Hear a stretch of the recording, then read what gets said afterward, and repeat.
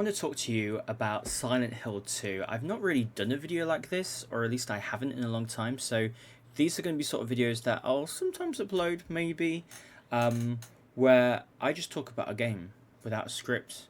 We just have a conversation about a game. Silent Hill 2 is out today. I've been playing this on early access. I'm about 4 hours in, so this is definitely my thoughts so far. It's not my final thoughts on the game or anything like that.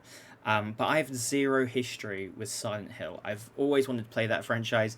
It's like Metal Gear Solid. Metal Gear Solid, Silent Hill happen to both be made by Konami, but published by Konami, but two franchises that I've always wanted to get into. Never got the chance to, or I've given it a go, and I've just found the games just too dated for me.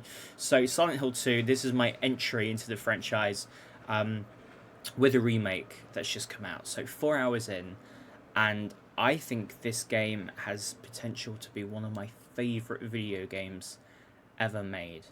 I am just in awe of this game. I don't know any of the spoilers. I don't know anything that's going to happen. I'm going into this game, this franchise, completely blind. Let me start with the presentation. It's got that kind of 90s grungy aesthetic with this game, and it's so beautiful. Graphics are just so stunning.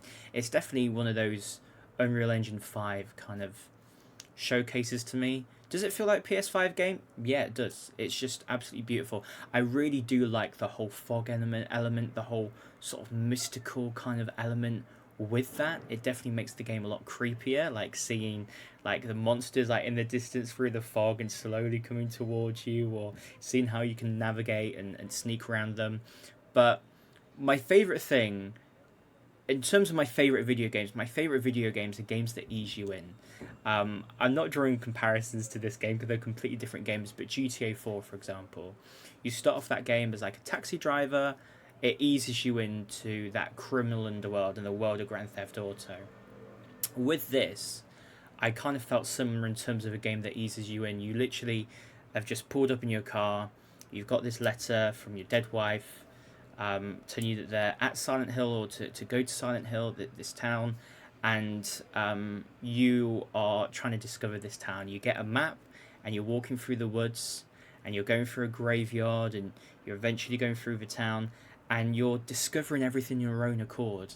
It's not like you start a game, you've got a gun, pow, pow, pow, you're going all around like that. It's not like that at all. And I like how it just immerses you into this town of Silent Hill and into this world in general.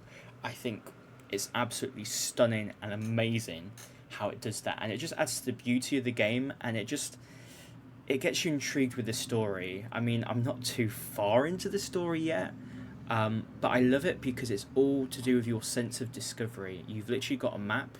You don't have any quests. You don't have a quest log or anything like that at all. You discover something. You sign it off on that map. And then you look at your map and it's like, oh, I highlighted this earlier, so I guess I should go and see if there's anything that's changed there. And you go, and then you will have something probably in inventory that you can unlock that door maybe that you came across earlier, and then discover loads of surprises on the other end. Really cool stuff. I'm not going to spoil this game, but I'm not far in it anyway.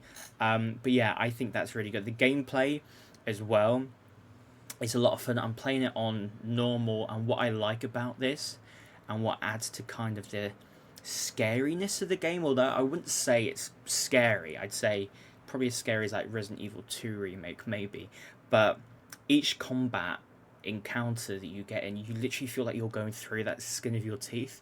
You always feel like that kind of like survival kind of horror.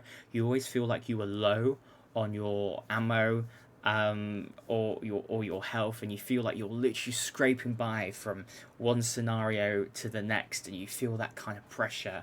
And you can actually see James physically hurt, physically injured as well, up until the point you obviously find health, and you heal up, and all of that kind of stuff. James as a character I'm really liking. Obviously he's not talked too much because I'm only quite early in the game, but the kind of interactions that I've seen him have with other characters, it's making me really love this character. I'm sorry. I was just... Hey, it's okay. I didn't mean to scare you. I'm kind of lost. Lost? Yeah. and the characters that I met seemed like quirky and quite unique in their own kind of way as well. But I definitely love this game. I think so far it's just screams out an Alex Arse kind of game. It's got the kind of grungy aesthetic. It's got that kind of game where it eases you into that story, where if you find like a pistol, a gun, that means something. Picking that up, it's like, oh, I've got a gun now. I can use this. Every single thing that happens in the game, you feel like each scenario is happening for a reason. You're going to a place for a reason. It's not just it's there, let me have a look around. You always feel that urge to explore and to see what little kind of nooks and crannies that you'd find. I am streaming this game, so you might catch me streaming it. Obviously I'm streaming it a lot this week because it's just come out. But it's great. I'm having so much fun with it. I might just do another video in a couple of weeks time kind of summarising my thoughts, like my final thoughts of the game. We'll see. But anyway, thank you so much for watching. Maybe I'll see you over on Twitch. If not, I'll see you in the next video. Take care. See you later.